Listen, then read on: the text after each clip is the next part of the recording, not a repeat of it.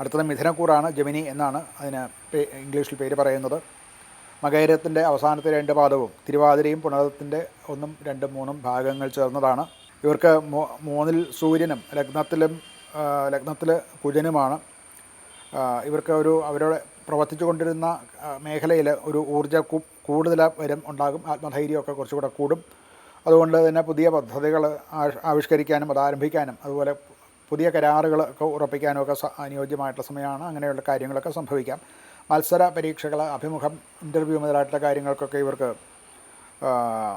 അനുകൂലമായിട്ടുള്ള ഫലം ഉണ്ടാക്കുന്നവയാണ്.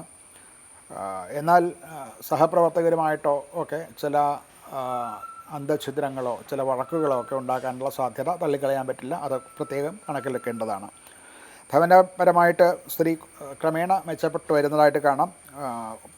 വ്യാപാരികൾക്കും മറ്റുമൊക്കെ പുതിയ ഉപഭോക്താക്കളെ, കസ്റ്റമേഴ്സിനെയൊക്കെ കിട്ടാൻ സാധിക്കും.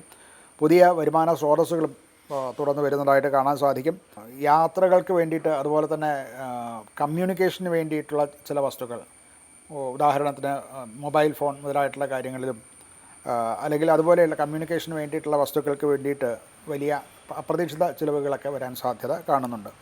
അതുപോലെ തന്നെ നിക്ഷേപങ്ങളൊക്കെ നടത്തുമ്പോൾ വിദഗ്ധമായിട്ടുള്ളൊരു നിയമോപദേശം കൂടെ സ്വീകരിച്ചുകൊണ്ട് വേണം നടത്താൻ. അല്ലെങ്കിൽ അതിൽ ചില ചതികളൊക്കെ സംഭവിക്കാൻ സാധ്യത കാണുന്നുണ്ട്. ആരോഗ്യപരമായിട്ട് പൊതുവെ ജോലി ഭാരം കൊണ്ടുണ്ടാവുന്ന ഫറ്റീഗ് അല്ലെങ്കിൽ അതിൻ്റെ ബുദ്ധിമുട്ടുകളൊക്കെ ഉണ്ടാകും. തോള്, കഴുത്ത് മുതലായിട്ടുള്ള പിൻഭാഗം, നാഡീ സംബന്ധമായിട്ടുള്ള ചില രോഗങ്ങൾ ഇതൊക്കെ വരാൻ സാധ്യതയുണ്ട്. അങ്ങനെയുള്ള രോഗങ്ങളുള്ളവർ അതൊന്ന് കുറച്ച് ശ്രദ്ധിക്കേണ്ടതാണ്. മിഥുനക്കൂറുകാരെ സംബന്ധിച്ചിടത്തോളം ഒരു പരിഹാരം എന്നുള്ള നിലയ്ക്ക് വിഷ്ണു പൂജ നടത്തുക, അതുപോലെ തന്നെ മഹാവിഷ്ണു ക്ഷേത്രത്തിൽ ദർശനം നടത്തുക, ഇതൊക്കെയും അതുപോലെ ഗ്രഹശാന്തി നടത്തുക, ഇതൊക്കെയും അനുകൂലമായിട്ടുള്ള ഫലങ്ങൾ ഉണ്ടാകാൻ നല്ലതാണ്.